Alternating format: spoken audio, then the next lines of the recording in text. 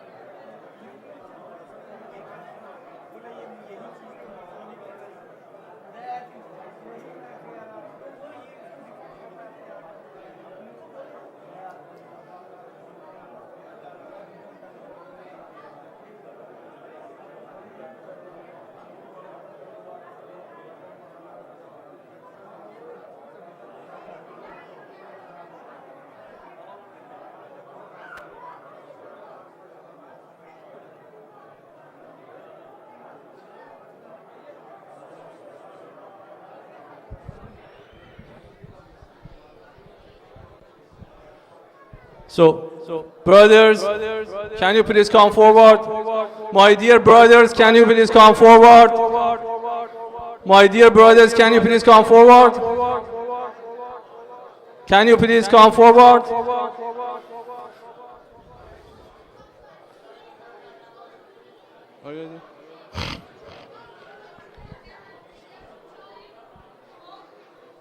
صلوا على محمد وآل محمد.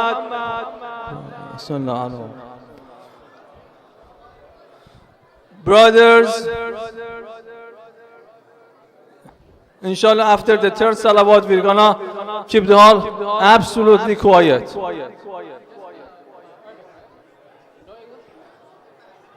So, inshallah, brothers at the back, brothers at the back. So second salawat ala hubb al-Hasan wal Hussein. Sallu ala Muhammad wa ali Muhammad.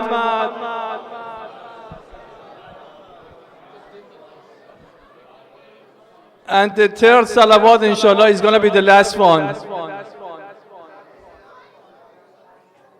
Brothers, sisters, brothers.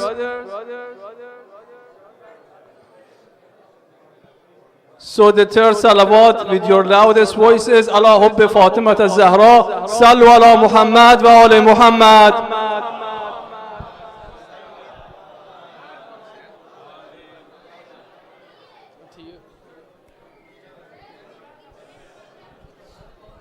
صلوا على محمد وآل محمد.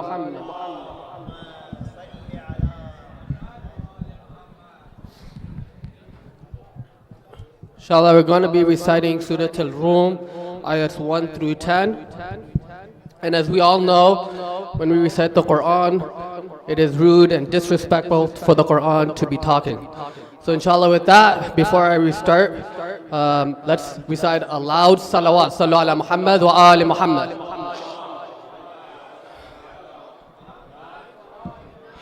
أعوذ بالله من الشيطان الرجيم. بسم الله الرحمن الرحيم. ألف لام ميم. غلبت الروم في أدنى الأرض وهم من بعد غلبهم سيغلبون في بضع سنين لله الأمر من قبل ومن بعد ويومئذ يفرح المؤمنون بنصر الله ينصر من يشاء وهو العزيز الرحيم. وعد الله لا يخلف الله وعده ولكن أكثر الناس لا يعلمون. ويعلمون ظاهرا من الحياة الدنيا وهم عن الآخرة هم غافلون.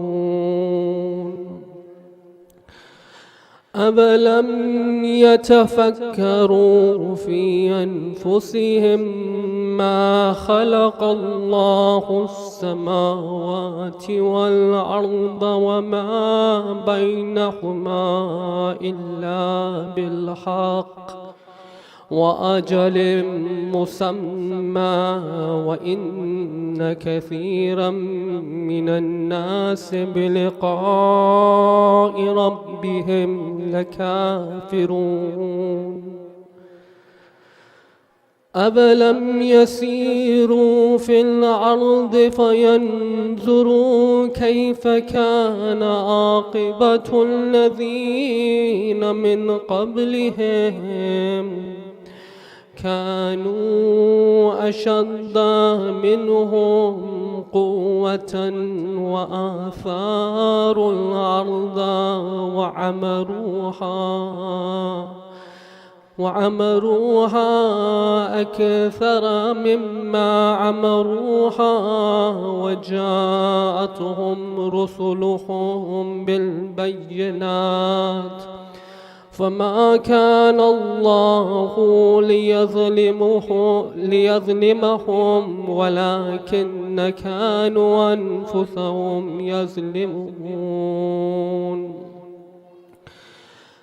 ثم كان عاقبة الذين أساءوا السوء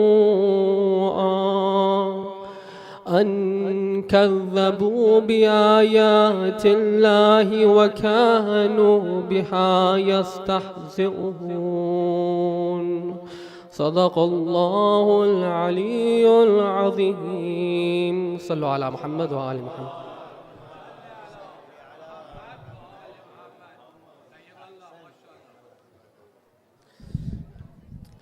Assalamu alaikum, brothers and sisters.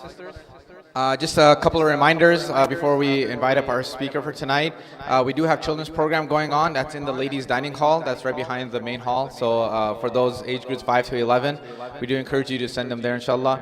We will be having programs for this weekend, tonight, tomorrow night, and Saturday night. We'll all be in this hall in English, inshallah. And then from next week, will be the same schedule, but we'll have parallel program, inshallah. And with that, I would like to invite up our speaker. We're blessed to have Moulana Baig here with us this year. Once again, alhamdulillah, he's been in the U.S. since 2000 after studying in Hausa. He's established 2 centers in Tampa and also in Orlando, been part of those communities. And now, alhamdulillah, since 2009, he's moved to LA and is part of the Al-Wilaya Center with there. Al-Wilaya community in Southern California. And with that, please invite him up with a loud salawat.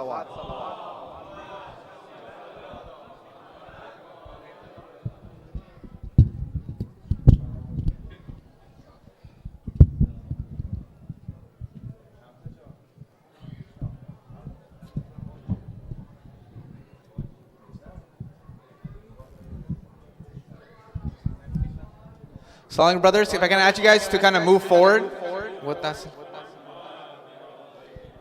Brothers, please move forward. There's less people, so we want to make the majlis. Thank you.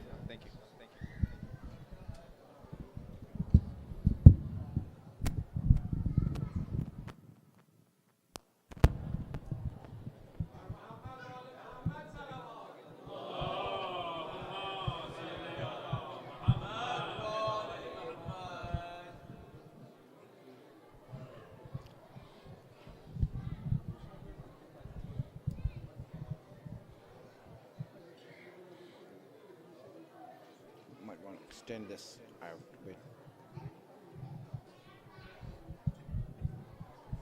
Good.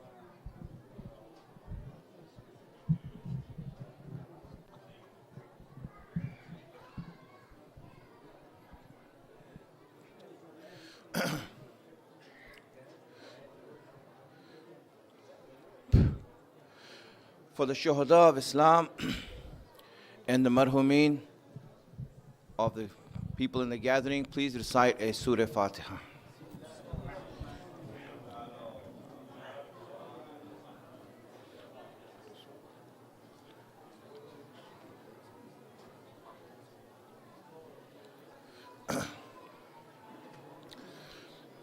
حسبنا الله ونعم الوكيل نعم المولى ونعم النصير أعوذ بالله من الشيطان اللعين الرجيم بسم الله الرحمن الرحيم الحمد لله رب العالمين والصلاة والسلام على أشرف الأنبياء والمرسلين سيدنا ومولانا أبي القاسم محمد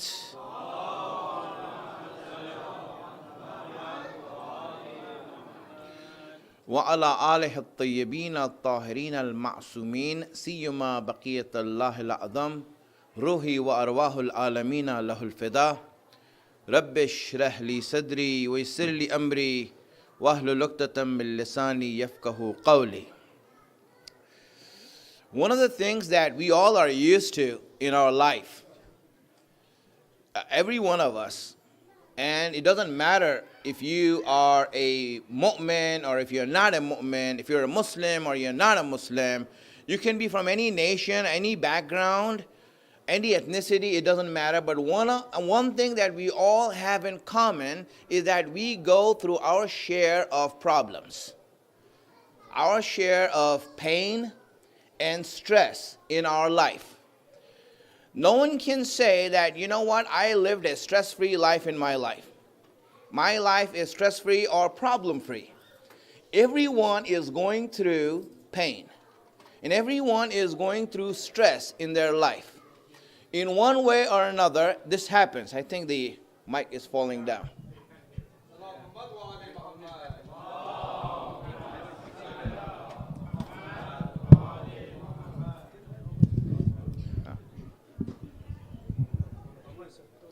That's good.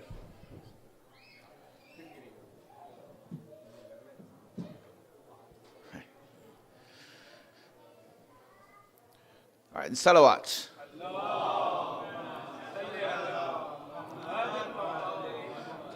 So as I said, everyone is going through pain in their life.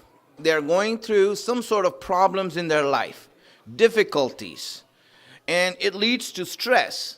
And we all face it. We all go through it. And there's no denying it. No one can say that they do not have stress. And this stress that we have in life and these problems that we see in our own life and in the life of others, all the stories we read, all the history we read, all the people that we see, we know that everyone is in some sort of a problem, some sort of a situation. It could be anything. And when you look at these problems, they have made us so stressed out and so affected by the difficulties that we go in life that it has affected our faith, it has affected our practice. In fact, it has affected our ideology and how we look at ourselves and how we look at Allah. When we look at ourselves, we see these problems that we have are so much affecting and influencing us that we look at these problems and then you look at it and see what it has done to you as a person. People are afraid of these problems. In fact, they want to run away from them. Now, there's nothing wrong in running away from problem. In fact, it's in our nature to seek comfort. Seeking comfort is an essential quality that we all have. We all are looking for comfort, and comfort is trying to get rid of the pain and the stress and the difficulty that we are in. The issue is that when we look at this pain and we see ourselves, we look at it that it is the number one problem that we all face. We are more afraid of pain and suffering than we are of death. Tell me, how many of you know or don't know that you are going to die? We all know that death is coming, that we are going to die. But is that knowledge influencing our life? Is that awareness influencing your life? It doesn't. We die. I mean, it should, but it's not. Right? Okay, how about hell? I mean, it's a bad place. Right? It's a bad place. Allah says that. He describes it in the most horrific ways. But you see, is that knowledge and awareness that hellfire is real affecting our lives? No, it doesn't. It doesn't affect our life. In fact, we hardly think about Jahannam. The only time that we ever mention it or even try to think about it a little bit is when we read the du'as on Laylatul Qadr. Khallasna minan nari ya Rab. And we just say it 100 times, but we don't even know what we're saying. It's not affecting our life. Look at it. Hellfire is not affecting our life. Death is not affecting our life. You know what does influence our life? Is the problems that we are facing. The suffering that we are going through. The hardships that we have, that is on our mind, and that is priority in our life. And the issue is that when we start to run away from these hardships and difficulties and stress, that's also wrong. Because when we do run away from it, we become so afraid of them that it destroys our relationship with Allah. And two, it really makes us not practice our deen and our faith. Let me give an example for you. You'll see this, right? If someone is in pain, and like we're going through some pain, right? How many of you are going to be thinking about your prayer? Let's say that you have a pain right now, a stomach ache, the food that you ate didn't work out for you, and so you ended up with a stomach ache. So now what happens? You see that? Unless you get rid of that stomach ache, you're not going to think of anything right now. If you say, for example, if you have a headache right now, how many of you are going to be like, oh, you have a headache, but I'm still going to go through an hour of majlis? No, you're going to go first and get chai, ibuprofen, Motrin, Tylenol, whatever is your thing, and then you are going to then see when the headache goes away, then you will see, okay, now I feel better, let's go to the majlis. So really, when you are in pain, you see it is so hard for you to concentrate on anything that the most important thing in your life is alleviating that pain that you're in. it takes a central role in our life to such an extent that we don't pay attention to anything. That's a whole different thing when you look at great personalities in history who, in spite of the pain that they're in, are thinking about Allah. So let's not try to compare, ourselves with Imam Ali. That's Imam Ali, not us. Who can take an arrow in his foot and still pray. Right? If we take a needle, right, we are praying for the whole wrong reasons. And that's who we are. The fact is that pain affects us in such a way that we lose sight of anything, of everything that we are in. The only thing that we are now thinking of is how to get rid of this pain. That's how we were since we were born. When you were born and you used to cry, why did you used to cry? Is it because of hunger? Does a child even understand what is hunger? The lack of food. Really, the child doesn't cry to protest that he's not getting food or milk or that he's dirty. Please clean me. He's not looking at that. All he knows is that he's uncomfortable and he is in some sort of a discomfort right now and he needs to get rid of it. That's it. The first emotion, the first desire a child feels is the need to alleviate pain and discomfort. Before he even thinks about anything else, that's who we are. It is central in our life. And a lot of us haven't paid attention to it. We haven't seen the detrimental effects that this pain and suffering in our life is causing us. And because we don't pay attention to that, we let the pain cause the effects in our life to such an extent that we are losing ourselves and our faith and our real life, which is in the hereafter. We're losing all of that because we don't know how to deal with this pain. How do you deal with pain in your life? How do you deal with it? Have you ever, because everyone has some sort of a gimmick that they use to deal with problems in their life. You have been through problems because we say, and everyone, if you ask them, how do you deal with problems? They'll say, how I handle the problems in my life? And then they'll give you their 2 cents about how they do that. But is it working out for you? How do you know it's working out or not? How do you know what you're doing is helping you or not? Maybe what you're doing is just putting a Band-Aid on. And the pain is still there. The suffering is still there. How can we alleviate this pain? How can we get rid of it? How can we start to reduce it? So really, this is going to be the theme of what I'm going to speak about in these 3 days. How do you get rid of the pain in your life? Or at least try to reduce it? Because there are certain things that Allah and Ahlul Bayt have mentioned in terms of techniques, in terms of things that we can use to deal with the pain in our life. And we need to think about those things and really learn how to deal with it because we all face it. And the more we deny it, obviously no one can deny it because it's there, we know it. Everyone is going through something. But let me just tell you some effects that pain has in your life.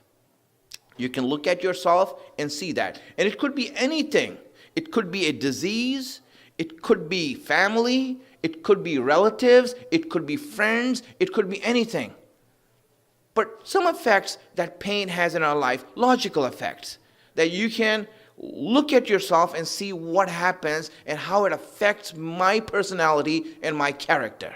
Send a salawats.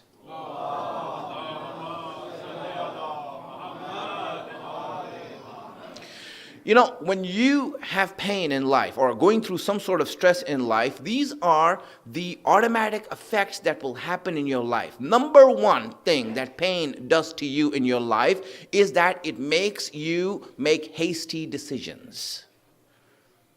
Instead of making wise decisions, you end up making hasty decisions. For example, if you look at yourself in pain or any sort of suffering that you're going through, immediate pain, you will see that you're looking for anything to get out of it. Whether it's good or bad for you, it doesn't matter.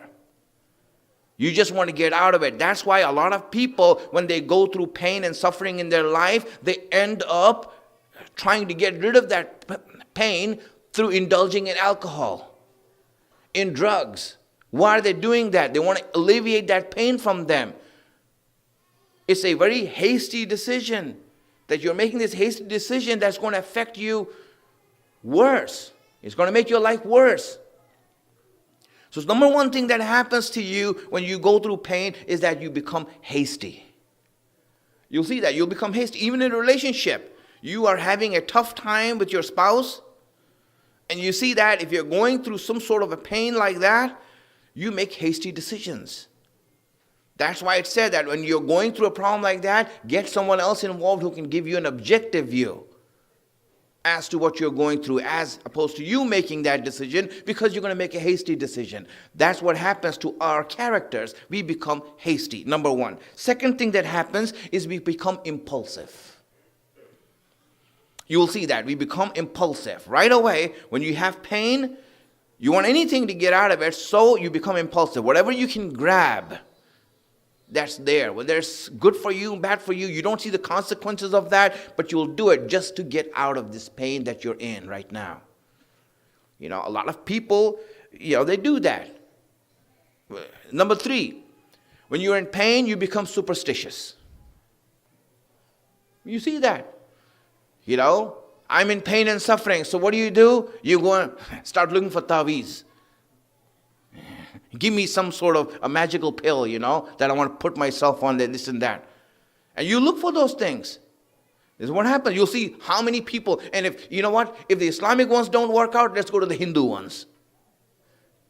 Right? And try this Baba and that Baba. And you will see that.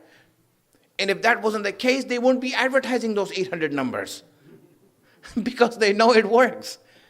It really works. And that's why people, they go to that. They become superstitious because they want to use anything to get out of this.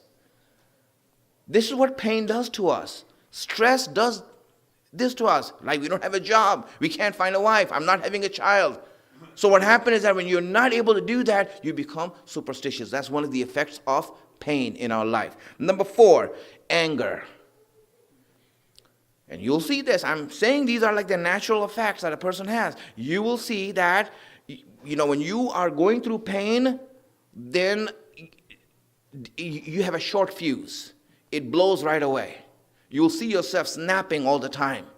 Why are you doing that? Because there's some sort of discomfort that you're in, some sort of stress that you're in, and you can't deal with that in a normal way. It's an effect. It affects our character, our personality. We become angry, right? That's why you see whenever, for example, you're going through a stress and you deal with your spouse, right? Maybe it might be a job-related stress, but you'll see that you're not the same. You're not the same loving way anymore. You're snapping. You're losing it. It's better not to deal with situations while you're in that state. But it has an effect on us. Number 5, for example, we lose our morality. We start doing things that we wouldn't have done in normal circumstances. For example, in a normal circumstance, I would not, for example, do something haram. But the stress of poverty in my life is such that, I end up doing it. This happens. A lot of people, they switch to haram, they do something wrong, they hurt people, they do wrong to people. Why? Because they're going through difficulties. It is an effect. So pain does have an effect on our character and our personality, which affect our faith and our deen also. So really, we need to know how to deal with it. We really need to know how to deal with this pain. Because if you don't know how to deal with pain, then this pain is already affecting your life. So that's where we want to know. What is the way, how we can deal with this stress that we all go through in life. So my friends, I'm just going to mention a couple of ways to deal with it that has been mentioned to us, right? And then a certain way of how you can actually turn pain into pleasure. right? Really. That's what you want to know. How can I change this pain into pleasure, into a state of exhilaration and happiness? You know, the more punches you give me, the happier I am. How can that happen? That's where we want to end up learning about. But first, let me just tell you how to deal with pain, because this is what we call pain management 101. So, not too deep, just giving you the idea so you can start thinking about it in your own life, and hopefully it will help us to become a better Muslim. Most religious people, those who are practicing religion, you know why they break down? It's not because of the fact that they're tempted to do something devious. It's not because, for example, shaitan is attracting them by dunya. No, dunya doesn't have an effect on them like that. You know, if a person who is practicing Islam and practicing religion and cares about his religion, if you offer something outwardly haram to him, he's not going to just say, oh great, let me do that. No, you won't. You will abstain from it. You will stay away from it. You don't go near it. You do not go near it. But now what happens is that the number one thing that affects religious people and breaks them down and breaks their religion down is the fear of pain. Pain is what makes them down. You will see most religious people, they are so much afraid of pain, and they're so used to comfort and trying to gain comfort and always live comfortably, that when it comes to religion, the minute religion is going to take away their comfort and cause pain to them, that's when they are going to leave religion and the practice of religion. If you look at history, most people did that. That's why the people left the imams. The minute they saw that there's going to be pain in their life by being with the imam, they walked away. They walked away, you know, and they left the imam. Karbala is a prime example. Why did the people leave? Why didn't they stick to their words? Because they knew there's going to be pain in their life if they stuck with Imam Hussein. There's going to be troubles. They'll have to deal with problems. And they'll become the enemy of the state. Fugitives. That's what you end up becoming. So now what happened? You know what? I don't want that in my life. I don't want that trouble in my life. I'd rather stay away from the imams, and inshallah Allah will help them out. I'll make dua for them. And so what happens? Imam Hussein is left. That's how it ends up.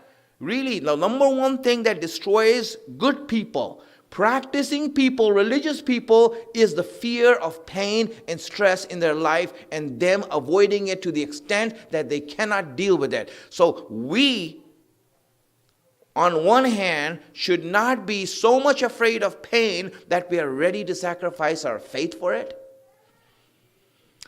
And on the other hand, we should try to alleviate pain and try to get out of the pain that we are in. So let me address that. And before I say that, number one thing, I'll say it right away, right? Let's get started. The first way to reduce pain in your life, my friends, is to understand that pain is real. Yes, pain is real. You know why most people aren't able to deal with pain? Because they're never told you're going to face pain. That your life will be full of hardship and suffering. We raise our children in a bubble, and thinking that everything will be all right, everything is fair in life, everything is good in life, and this and that. And when they grow up, they see it's not. And so what happens? They break down. They don't know how to deal with it anymore. You never told them. You never trained them that there's going to be trouble, there's going to be suffering, there's going to be difficulties in life. You know what happens when you don't tell people and they have to face it? First, let alone the pain will come later. First, they have to deal with the pain and the effect of shock that they're facing. Wow, I never expected this. No one told me this about this. When Imam Ali advises his children, the first thing he advises them, if you read, the letter that he wrote to his children, in Nahjul Balagha, you'll see that the first thing Imam Ali is advising his children is that, my children, your dreams are not going to be fulfilled. They're going to be broken, and you are going to go through difficulties and hardships in life. In other words, hey, listen, nothing's going to work out for you. You know, I mean, if you look at it, it is one of those advice that you give to a child when you have no hope in him. You know, I mean, that's what he's saying. He's saying, hey, listen, I'm not going to sugarcoat it for you. It's real. Pain is real. Suffering is real. Get ready for it. So now what happens when a child knows that this is going to happen? He knows that life is hard. He knows that there's going to be difficulties in life. He's better equipped to deal with it. Mentally, he'll make himself ready, knowing that it happens. Let me give you an example. You know, when I go for Hajj, I've seen this. I try to advise people that, you know what, Hajj is hard. But sometimes I really don't emphasize it because I see that they're already afraid. You know, they're already afraid and they're thinking, you know, all kinds of things. And then, you know, I try to make it easy on them. Hey, listen, it's not that bad. Right? Now, every time I said it's not that bad, it bit me. Because, you know, that group, when I didn't emphasize the hardships that's going to come on you, they're like, Moulana, you never said these things to us. And look at this. And they're breaking down left and right. What the heck is going on, man? You know, it has happened. And then the time that I actually advise the people, listen, it's going to be really hard. You all better get ready. It's going to be a situation of life and death, you know. Then you know what? No matter how hard it is, they're able to deal with it. And they don't complain. Really, one of the things that we need to understand in order to reduce pain in our life, one of the things that we need to understand in our life is that pain is real and you can't avoid it. You can't get rid of it. It's going to be there in your life, and if you know that it's going to be there in your life, it could come in any form and shape. There's no promise Allah makes. Okay, you know what? I'm going to give you this pain and not that pain. I'm sorry. The one that you are afraid of is what you're going to get. Usually that's how it works. You know, Allah will look at you and say, okay, let me see what you're afraid of. You know what? That's what you're going to get. I have seen this, you know. The people who are the most afraid of losing their luggage are the ones who lose their luggage. And Allah does that in life. He does that with people. He wants to see what you're afraid of. First, you tell Allah, then Allah will say, okay, that's where I'm going to pick you. I'm going to pick you apart over there. And I'm going to make you go through that. And then you're like, wow, how is this? At least, the first thing is that at least know that pain is real. Pain is real. Let me read an ayat for you in a hadith so that you understand this in a better way. Salawat ala Muhammad wa ala Muhammad.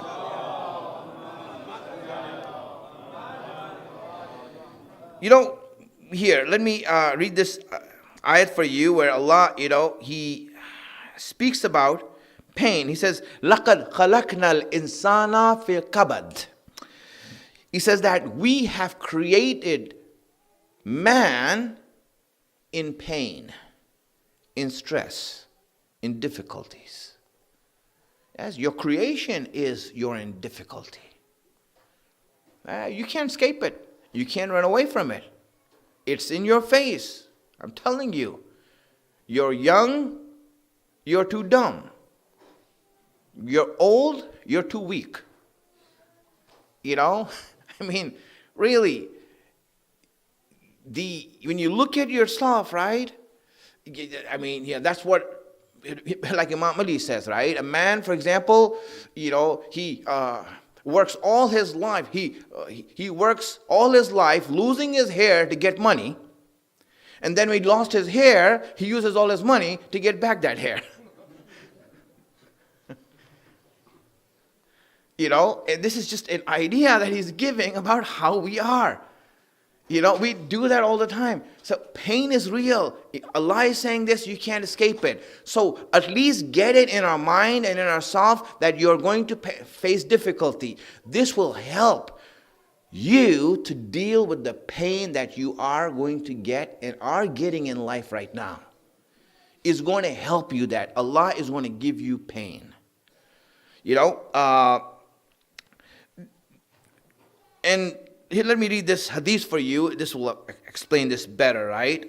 This is from Imam Sadiq alayhi salam.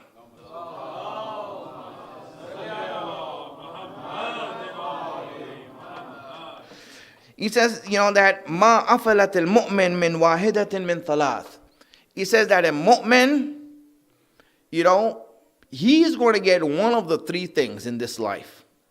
You know, I mean, there are three things, and he will get one of the three things, and sometimes he gets all three. Right?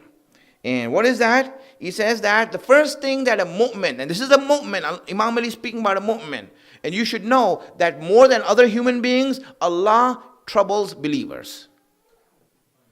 Yes, know that as a fact also. So one thing, we all face pain, all human beings.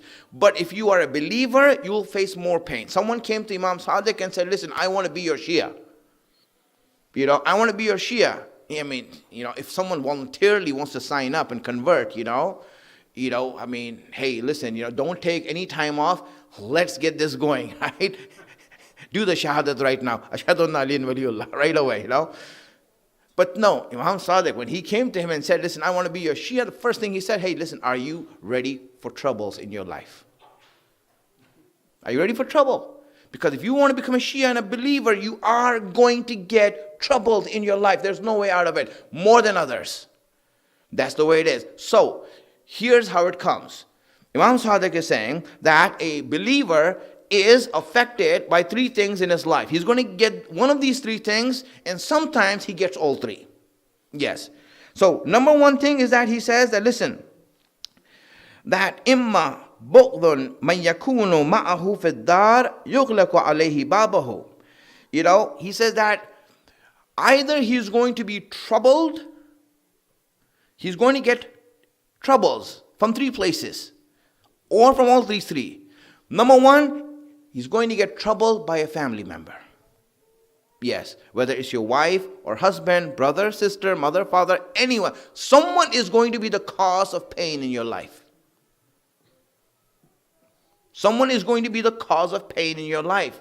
You can't avoid that. Someone is going to be there, and he's going to make your life hell. You should know that it's coming. Imam Sadiq is saying either that, and if it's not a family member, then he says it will be your neighbor. It will be your neighbor. Let's say, you know, alhamdulillah, you know, I have a good wife, good children, good family, loving, everything, this and that. So you feel safe, then you know what Allah will do? He'll give you a neighbor who's going to make your life hell. That's what happened. He's going to make it so hard, and you'll see, what? You know, and then, for example, let's say, you know, that you got rid of your neighbors, right? And you don't have neighbors. Then what happens?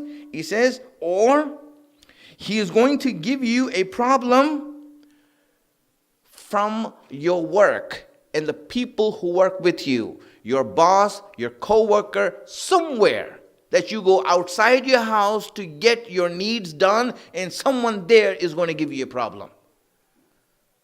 You see this? Either your family member, either your neighbor, or either someone you work with. Someone is going to give you problems. There's no avoiding that. Imam Sadiq is saying you're going to get one of these three. And for some special people, they get VIP treatment. Allah gives all three of them. Yeah, he gives you all three of them. Right? No matter where you want, you're not going to find peace. Right? And that's what he says. Now, some people try to outsmart the system. You know, they try to outsmart the system, and they say, you know what? You know, I'm going to outsmart the system. Imam Sadiq is saying that you're going to have a family member who's going to cause you trouble. I'm not going to get a family. Yes, I don't want a family. I don't get married, so I'm single. No family there. Neighbors, I avoid neighbors. I have become a hermit or a monk, and I live in the jungle or a mountain, you know, there. Now what?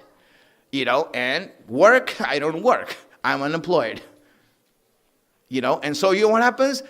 Some people try to outsmart the system, right? And And you might have a person who might say that, you know what, now I don't have to worry about anyone giving me hardships or troubles because I stay away from everyone and no one can get near me. So alhamdulillah, I am good now. But you know what Imam Sadiq says? He knows that some people might be thinking of doing that. So he goes on with this. He says, I mentioned 3 of them, right? But wait a minute. He says this, وَلَوْ أَنَّ مُؤْمِنًا عَلَى قُلَّةِ جُبَلٍ. Jabalin. He says that if a mu'min is hiding in a cave, if he tries to outsmart the system and hides in a cave, لَبَعَثَ اللَّهُ تَعَالَى إِلَيْهِ شَيْطَانًا يُؤْذِيهِ. Allah will appoint a shaitan, a demon, to go and trouble him. You want to hide somewhere? Go on, go hide. Then I'll send someone there to make your life hell. Friends, Imam is saying there's no way out of problems. There's no way. Allah gives you these problems. Allah is giving you these problems. And really, and if you know that these problems are coming, it's one way of dealing with it. One way of dealing with problems is knowing that it is happening and we are going through it. It's a natural effect in life. We are living, so it means we have problems. If you have that, then you will not become superstitious and look for ways out. There are ways of reducing it, and there are ways of really dealing with it in the correct way. And I'll mention those, inshallah, in the next 2 days. But right now, at least we should know that the problems are there in life. Allah has made those problems. But the one thing that we can avoid, and as an advice I'm giving you this, one of the things that we can avoid is making unnecessary problems for ourselves. Hey, listen, if you know that Allah is going to give you problems, don't make problems for yourself. Take it easy on yourself and don't make these unnecessary problems that I'm going to mention right now. Because these are problems that you don't need to make for yourself. These are like stupid problems. Problems that you made for yourself and you made your own life hard. And you know what? That's you. That's your problem. And, we don't need that. So let's try to avoid these problems that I'm going to mention. Number 1 problem to avoid. Send a salawats.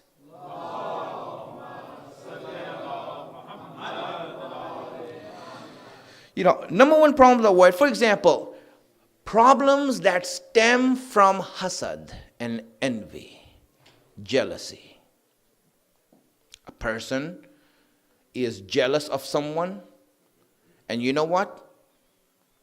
Because he's jealous, and you know what it does to you, right? When you're jealous of someone, then you start to hate him, you start to burn. Every time you hear about him, you're like getting angry and stressed out. Where is this stress coming? Allah is not giving this stress, you're making it yourself. When you are jealous, what are you jealous for?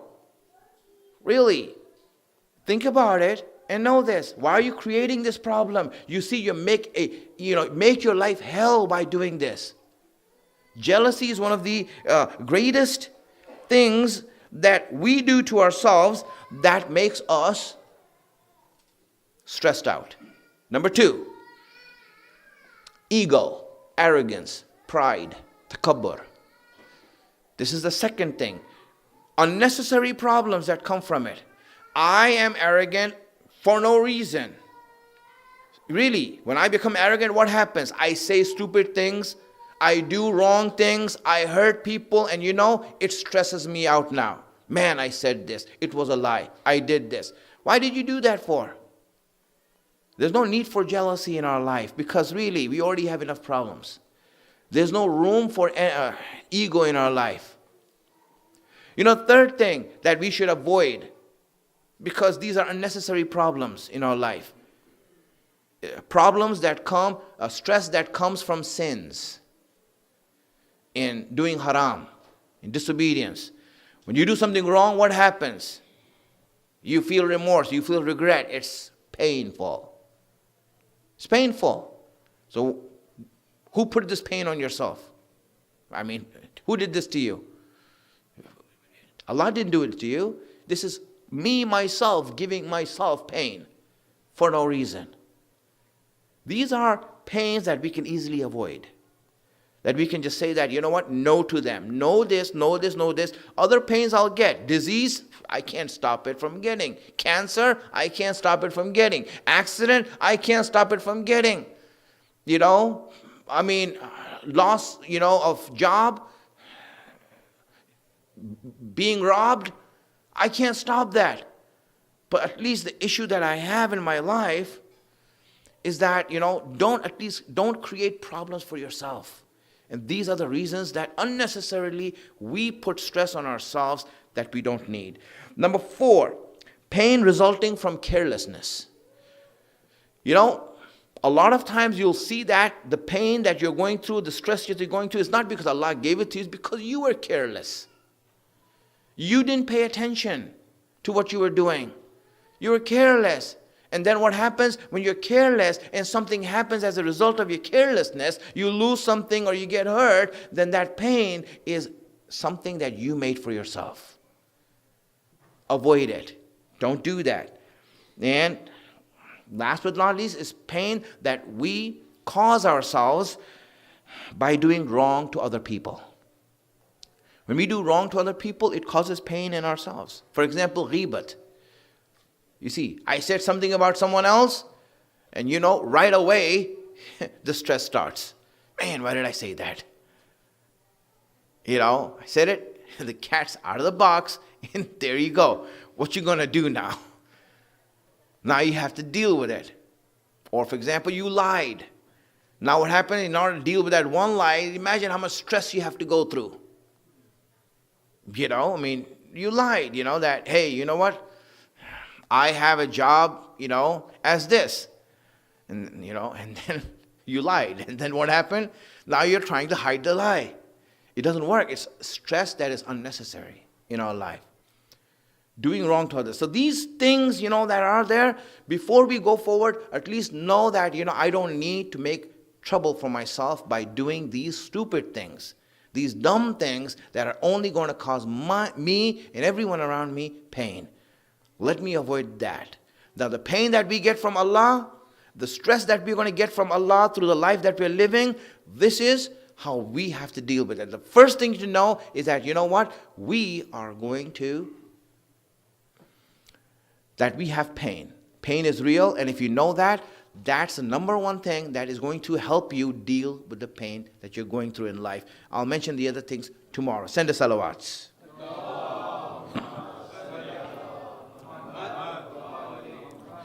You know, when a person understands pain and what happens in pain, really when he starts understanding it, then he starts empathizing also. The emotion of empathy starts growing. It starts growing in us. We become more empathetic towards others. Start sympathizing towards others. And we start actually thinking about others. You know, it is a way of growing, and I'll mention that later, right? But really, it's one of those things that when you see a person who has learned to deal with his pain, to understand what pain is, to manage his pain, then that person now starts to think about the pain other people are going through. Now, really, that's the point that we want to reach in our faith. That I'm not just worried about my pain, but now I can start seeing the pain other people are going through, looking at it, seeing it, feeling it, experiencing it, and then living to alleviate their pain also. Everyone goes through suffering, everyone goes through hardship, but when you look at it, you see that character. See the character that comes about in people who start thinking of other people. And then you start becoming a human being. You know, start becoming a human being, you know. I'll give one example that I learned, you know, I mean, a lot of examples like this, but one of those things that, you know, a story that you hear about wartime stories, and it's a lot in Iran, you know, and you see those stories that happen. And one of the stories that is from the battlefield, you know, there, right, was in a bunker. And 7 soldiers are in a bunker. And they're like, you know, out of food, out of ration, their bunker has been bombed. and they're in a very dire situation. No supplies are coming through, nothing is happening. They're like really out of food now. In fact, they said they were down to their last date. They were down to the last date that they had. And that's all they could find, And they said, you know what, here's what we'll do, take a small bite from it and we'll pass it around, to everyone, and everyone takes a small bite of it. And that will be the fair thing to do, right, for all of us. They all agreed on that. And so what happened is that it went from one person to another, one person to another. No one's going to look at the other person, how much bite he's taking. They're all saying that, listen, no one's going to look at the other person because it might give them a wrong feeling. So you know what? They started to pass it one to another, and then the date came back to the first one, and when it came back there, you saw that no one took a bite. No one took a bite from that. They wanted the other person to have it. They're feeling the pain of other people more than themselves. This is truly the person that we need to, when you look at that example, then you understand why these people and where they have learned from. Imam Hussein was on the night of Ashura, on the eve of Ashura, was going out, and he heard noises from outside the camp. He heard noises from outside the camp. And obviously, it's a night and there was tension that, the enemy might attack. When he heard noises outside the camp, he called out and said, who is it out there? And when Imam Hussein called out, so the person who was out there, he says, it's me, Burair. It's me, Burair. He says, Burair, what are you doing out here? In the middle of the night, outside the camp. What are you doing out here, outside the camp? And Burair, what he said? He said that, I heard that you said that tomorrow we will all be killed here. Isn't that right? He said, yes, we will all be killed tomorrow. He said, you said that your children are going to become orphans. He says, yes, my children will become orphans tomorrow. He said, and you said that they are going to be scattered here, running around here in fear. He says, yes, they'll be running around here in fear. Mawla, I saw that there's this brush that has thorns in it. I was taking these thorns out so your children don't get hurt by those thorns. I don't want your children to be hurt by these thorns.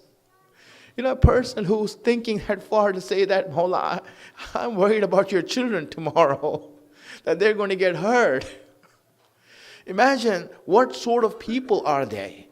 What sort of thinking that they have so much empathy for one another. They are giving up themselves and they don't care about that, the pain that they're going to go through tomorrow, but they're thinking about a child or someone getting hurt by a thorn that's going to go through them.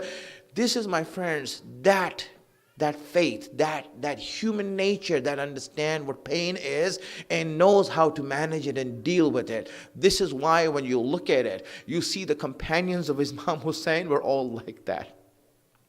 Everyone who was in Karbala is all like that, and that's why they all learned how to deal with their pain and manage it. That's why they were with Imam Hussein. Those who could not ran away. They could not stay with Imam Hussein. That's why on the night of Ashura, they all decided, you know what? The children of Imam Hussein, because the children are thirsty even on the night of Ashura, let alone the day.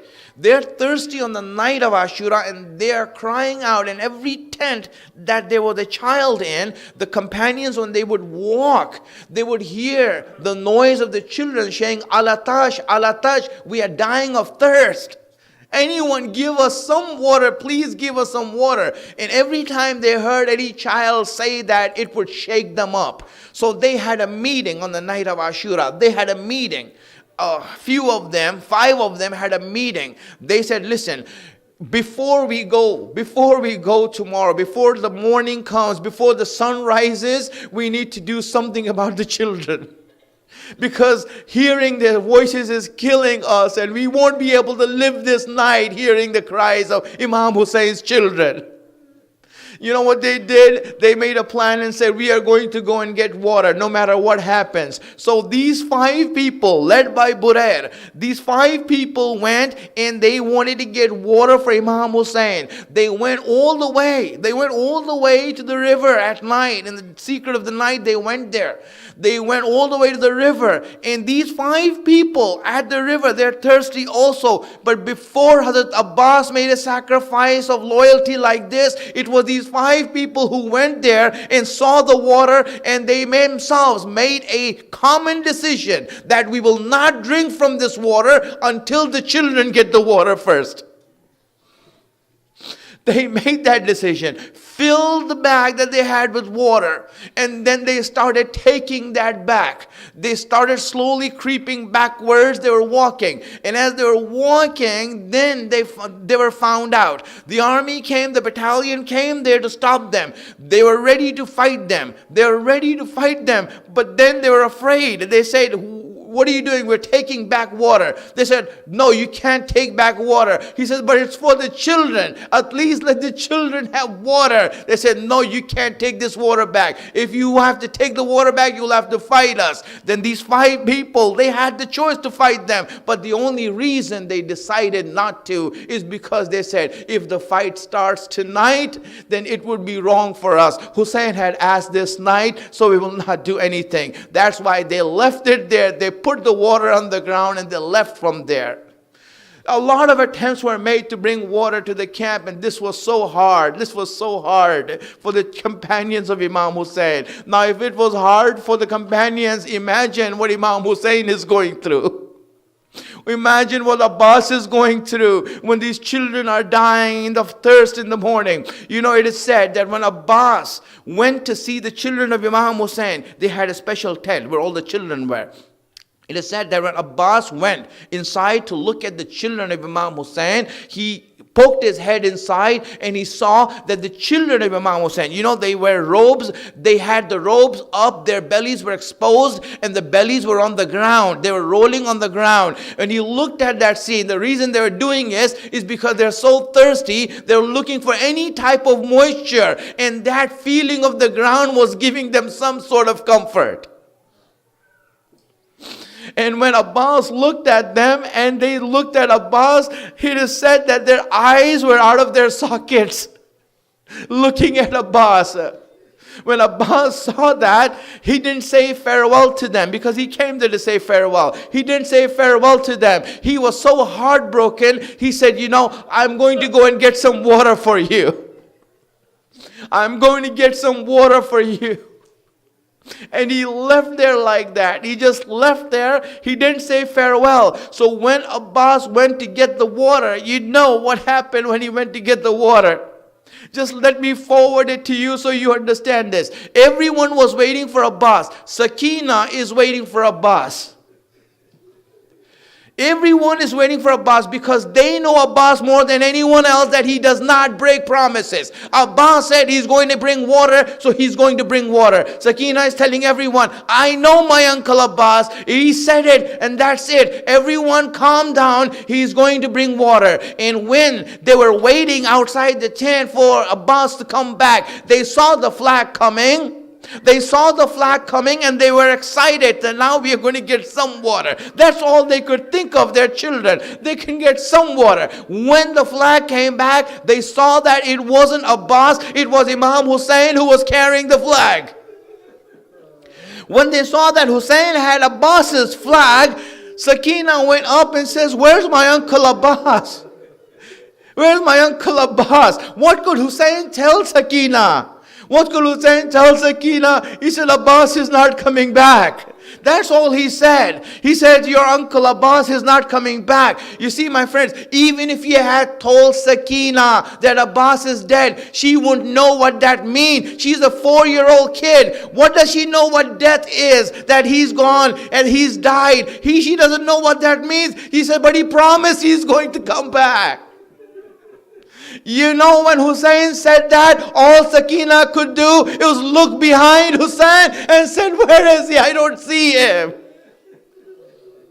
The children were so sure that Abbas is going to come back with the water. It is said that when they were on the camel backs with their mothers and they were being taken, every time a child would be slapped, every time a mother would be whipped, the child would look back to see, where's Abbas? Why isn't he coming back? They're waiting for Abbas to such an extent, it is said that even today, Sakina is waiting for him to come back in Sham.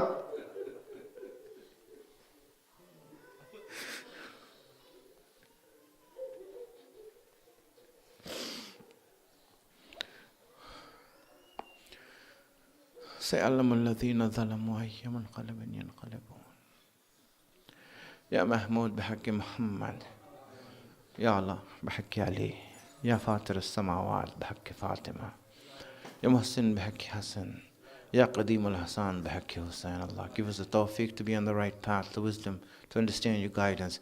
Hasten the reappearance of our Imam. Make us his helper when he comes. Wa akhiru da'wana and alhamdulillah rabbil alameen. Ya Hussein.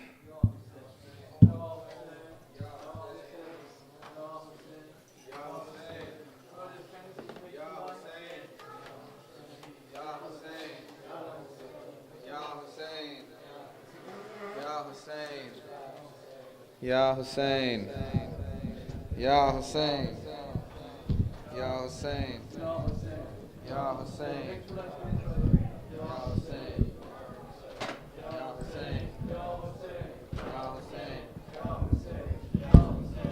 Ya Hussein, Ya Hussein, Ya Hussein, Ya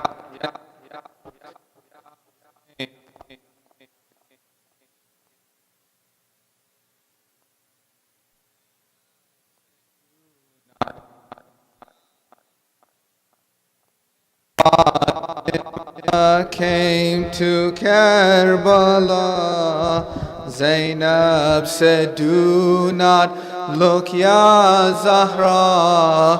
When Fatima came to Karbala, Zainab said, do not look, Ya Zahra. Go back, O mother, they've killed my brother. Zainab said, do not look, Ya Zahra. When Fatima came to Karbala, Zainab said, do not look, Ya Zahra. When Fatima came to Karbala, Zainab said, do not look, Ya Zahra. Go back, O mother, they've killed my brother. Zainab said, do not look, Ya Zahra. When the night fell on that desert camping, a lonely voice was heard in moaning. Then she looked and saw someone approaching, one who would join her in her grieving.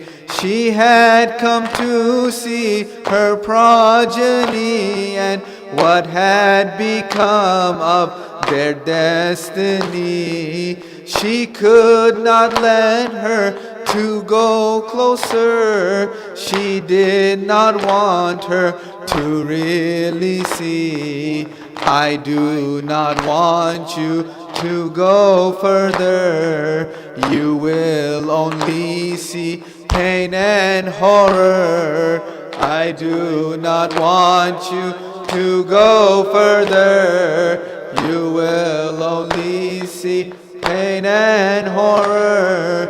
Body with no head, 72 dead. Zainab said, do not look, Ya Zahra. When Fatima came to Karbala, Zainab said, do not look, Ya Zahra. When Fatima came to Karbala, Zainab said, do not look, Ya Zahra. Go back, oh mother, they've killed my brother. Zainab said, do not look, Ya Zahra.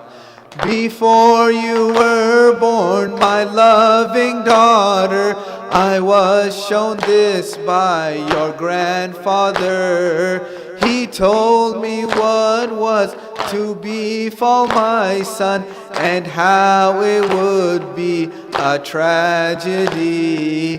My brother told me of this day as well. I knew what was to become of me, but even I could not stand to witness when I saw Shimmer walking to him.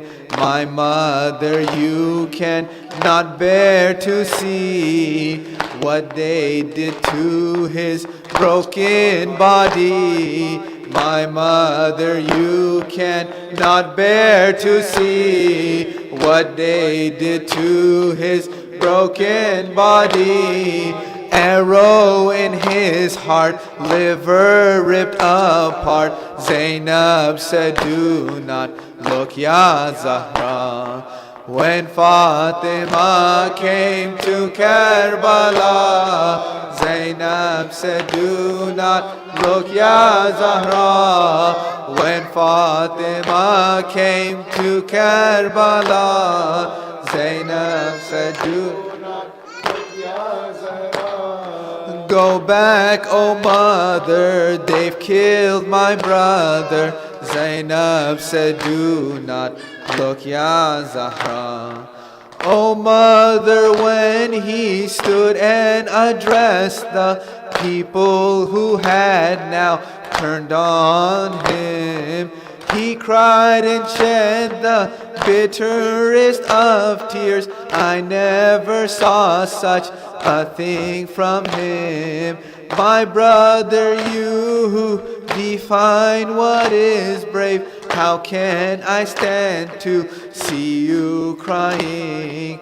I cry not for what shall happen to us, but that the cause of their doom is me.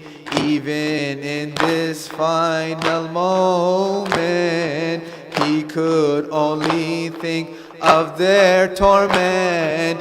Even in this final moment, he could only think of their torment. How could they kill him? He came to help them. Zainab said, do not look, Ya Zahra.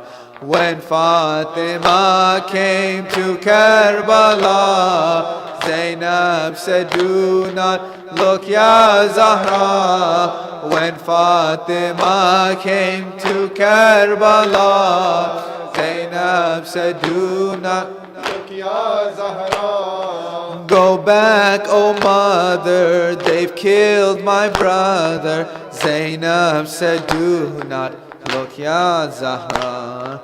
Then her mother's eyes began to wander. Another body she had to see. A new grave had been dug in the morning. A young infant in there was buried. There lay the young Qasim, son of Hassan, and next to him the older Ali. But it was Ali Asghar she came to, the one they killed in his father's arms. What was the sin of this poor child? When the arrow hit, he had wailed. What was the sin of this poor child? When the arrow hit, he had wailed. He cried, I'm thirsty. Had they no mercy?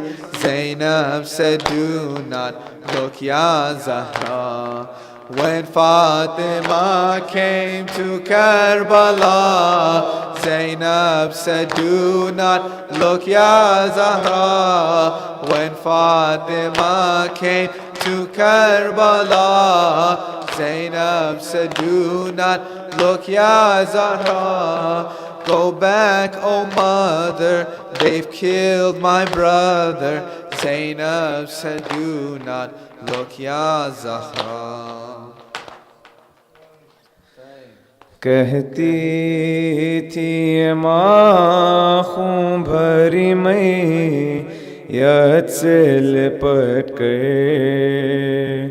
ہے علی اکبر ہے علی اکبر کہتی تھی ماں خون بھری میت سے لپٹ کر ہے علی ارمان پہناؤں گی پوشاک شاہانی ارمان پہناؤں گی پوشاک افسوس کے راس آئی نہ تجھ کو یہ جوانی کیسا تھا مقدر ہے علی اکبر ہے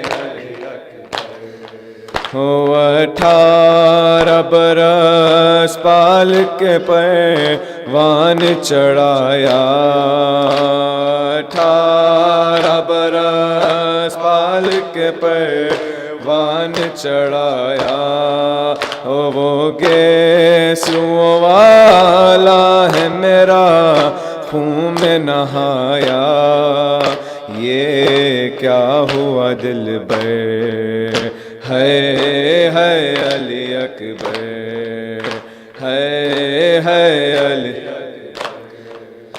تم ہیج کیا لے کے جو دام توڑ رہے ہو تم ہیج کیا لے کے جو دام توڑ رہے ہو تم ہیج کیا لے کے جو دام توڑ رہے ہو ہیج کیا لے کے جو دام توڑ رہے ہو موما سے ہمیشہ کے لیے موڑ رہے ہو کیوں روٹھے ہو دل بے ہے علی اکبر ہے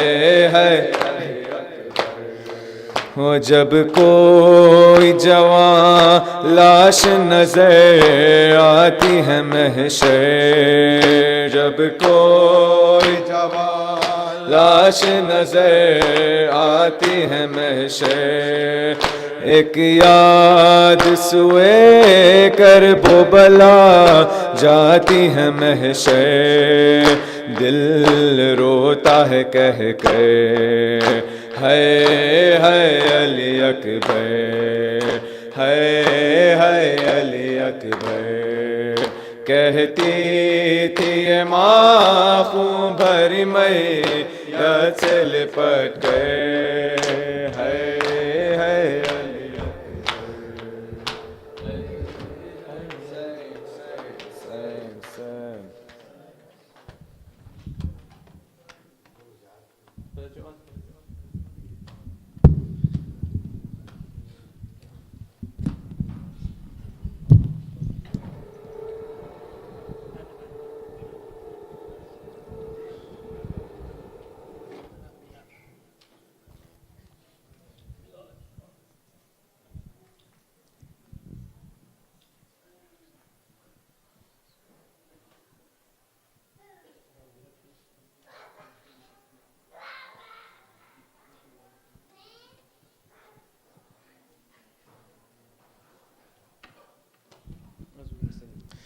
اللهم صل على محمد وآل محمد. أزور سيدي ومولاي أبا عبد الله الحسين صلاة عن نفسي ونيابة عن والدي ووالد والدي وأخواني المؤمنين والمؤمنات لا سيما الحاضرين ومن قلدنا الدعاء والزيارة طاعة قربة إلى الله تعالى.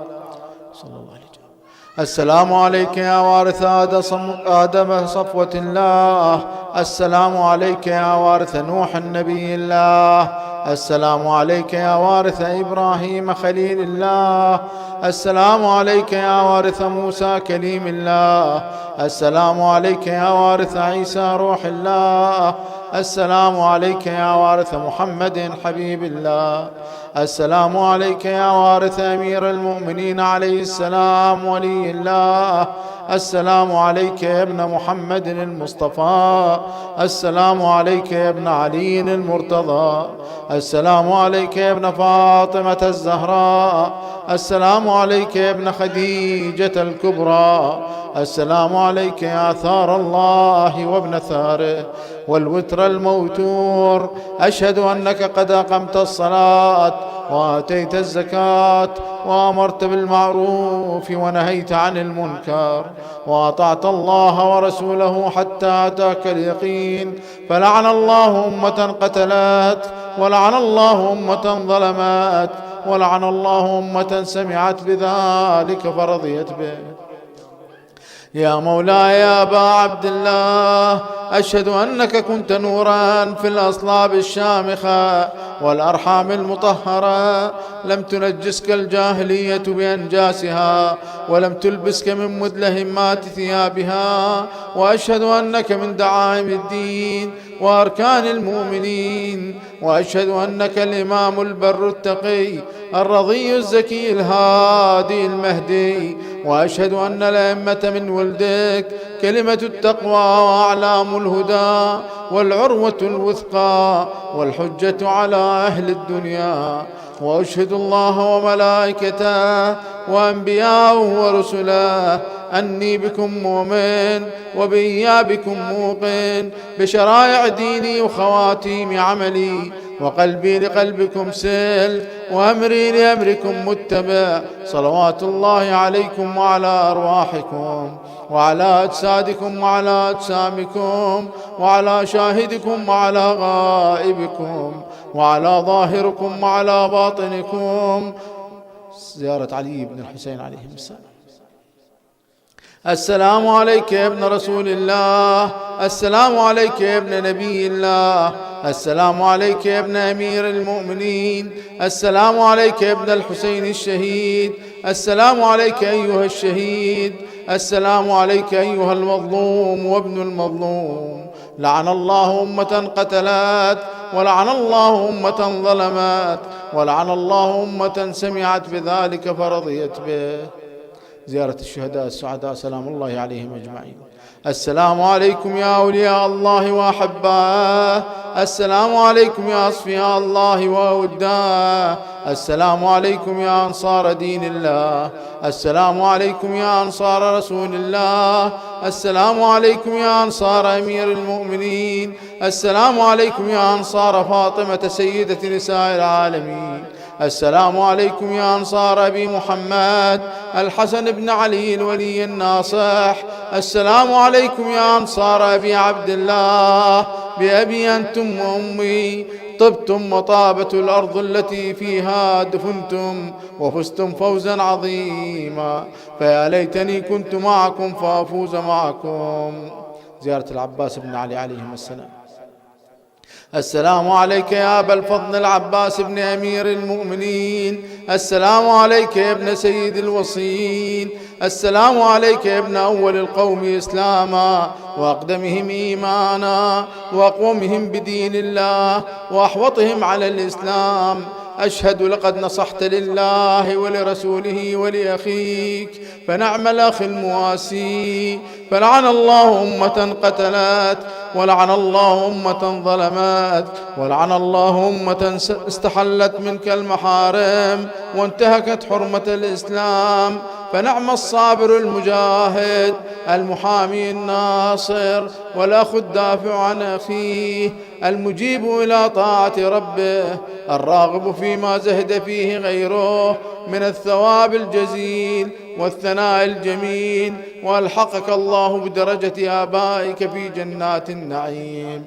السلام عليك يا أبا عبد الله، وعلى جدك وأبيك، وعلى أمك وأخيك، وعلى التسعة المعصومين من بنيك، لا سيما مولانا صاحب العصر والزمان، عجل الله فرجه الشريف، وجعلنا من أعوانه وأنصاره والمستشهدين بين يديه في جملة أوليائه برحمتك يا أرحم الراحمين. وإلى أرواح المؤمنين والمؤمنات وأموات الحاضرين، رحم الله من قرأ الفاتحة مسبوقة بالصلاة على محمد وآل محمد.